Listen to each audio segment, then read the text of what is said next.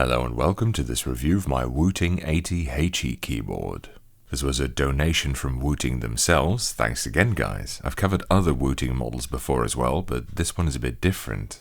It still features Wooting's analog Hall effect switches. These are called Lekker switches, produced by Gateron.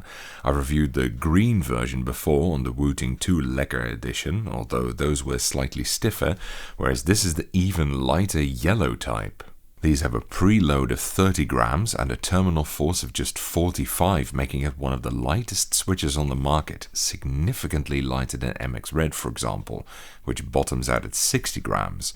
They also come pre-programmed at a very high actuation point. I think it was just 1 or 1.5 millimeters or something, so it was just firing off constantly. Even at 2.2 millimeters, the WASD cluster was still way too touchy for me, so I stuck those at 2.5 millimeters, and now it's perfect. And this is exactly why I like analog keyboards with adjustable actuation so much. Now that we're on the topic of adjustable actuation, let me talk about the software for a minute. This is the Wootility. I've shown it before. It comes in a downloadable client or as a website. I prefer the website myself. It's one of the best configuration softwares out there. The only things I don't like about it is that you need to save changes to the board rather than this occurring automatically. And it doesn't want to open in a half screen height, so you can't watch a film or something while you're messing around with it, which is a shame. And I don't think you can select all the keys on the board for backlight effects either. You have to manually drag the mouse over all of them, or at least if the option to do that is there, I haven't found it. Other than those things, it's easy to use and intuitive. I like it.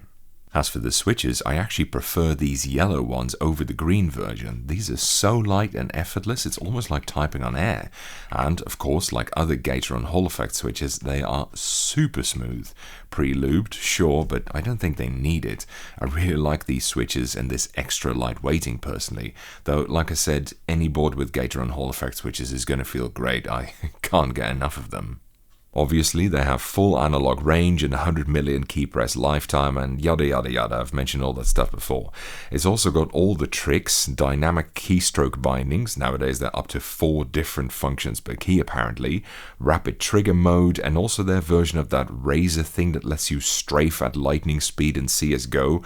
Anyway, I think when Razer brought out that feature, Wooting implemented their own equivalent. I think it's called Snappy Tappy or Rappy Snappy or something, whatever, into the Wootility in 1 day or something like that, and their version had more options even than Razer's equivalent, which I thought was kind of hilarious.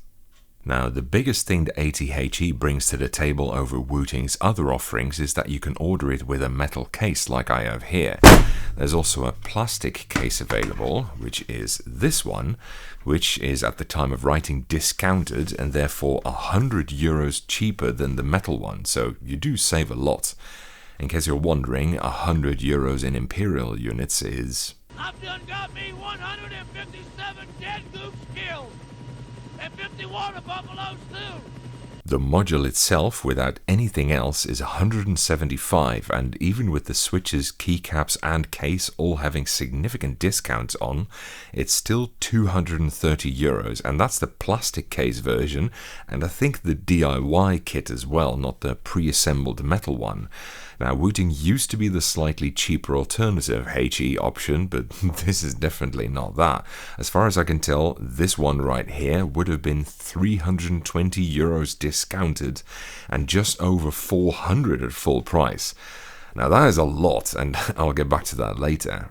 It weighs a bit under 1.9 kilos, which is pretty damn hefty for an 80% keyboard, but not that hefty for an aluminium one. The case is somewhat low profile and the bezels aren't too big, so I think that's why the weight isn't too absurd. That's not to say it's built flimsily though, it feels as solid as a tank, just not like a lead ingot like some of the other metal keyboards do. The case is nicely machined, looks quite good, and I like that it's not a floating switch design either. It's got Wooting inscribed at the rear, it's subtle but it's there, and the names of the creators inscribed inside the case as well. However, the finish is a bit weird. You can get it in black, white, and what they call raw, which is this one. Now, personally, I definitely like this one the most, but whatever process they used for making the case left prints on it that look like smudges. Now, I think they intentionally left that on, hence the name Raw, and honestly, it doesn't really bother me. But if you like a very clean look on your keyboard, like I know some of you do, you're better off with one of the painted options, I think. Now that I'm here at the back anyway, you can see the rubber pads it comes with. It also comes with alternate ones that you can insert to elevate the board more. Adjustable flip-out feet are extremely rare, possibly even non-existent, on modern aluminium chassis keyboards, so it makes sense that they did it like this. Still, it's nice that you get the option. That itself is already a rarity. Now, one thing that confuses me about Wooting is the way they do different form factors.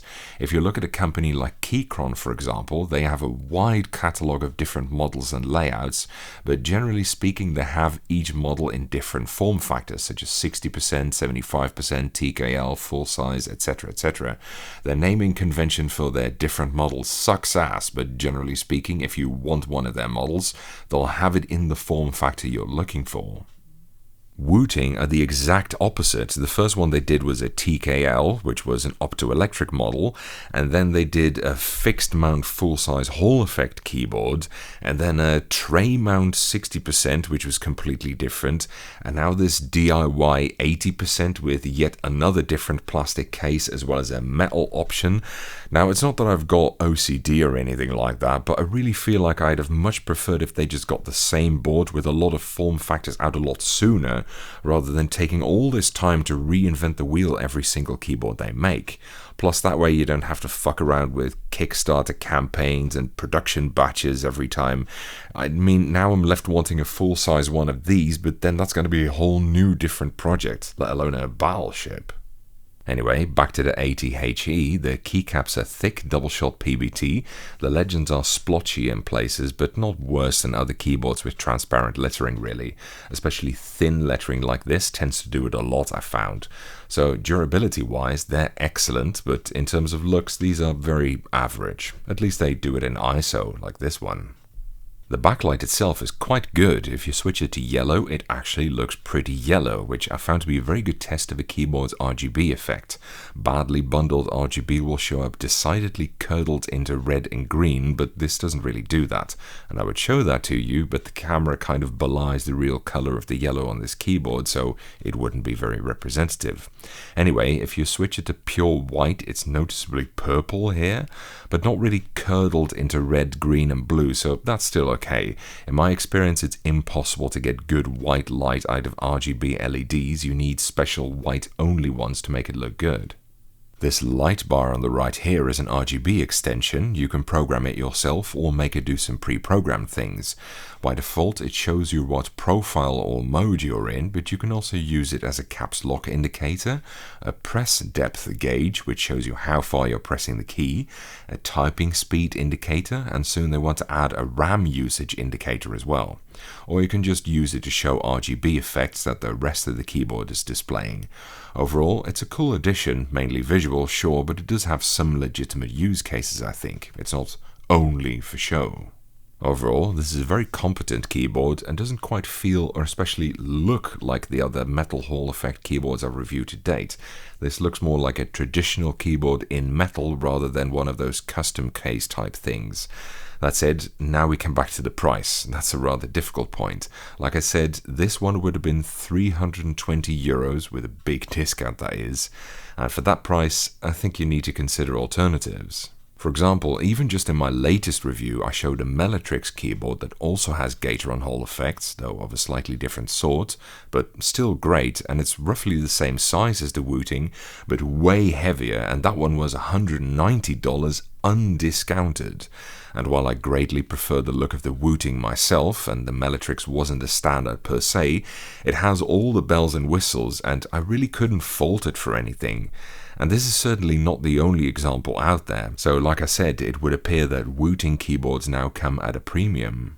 So yeah, overall I like this keyboard, but 1, give me some normal form factors or something for fuck's sake, if not full size at least a TKL, and 2, it's expensive. It's great, don't get me wrong, but it's not the only thing out there that does this sort of stuff anymore. That's it for this review. Thank you for watching. I hope you enjoyed it, and following is a typing demonstration of me typing on this keyboard.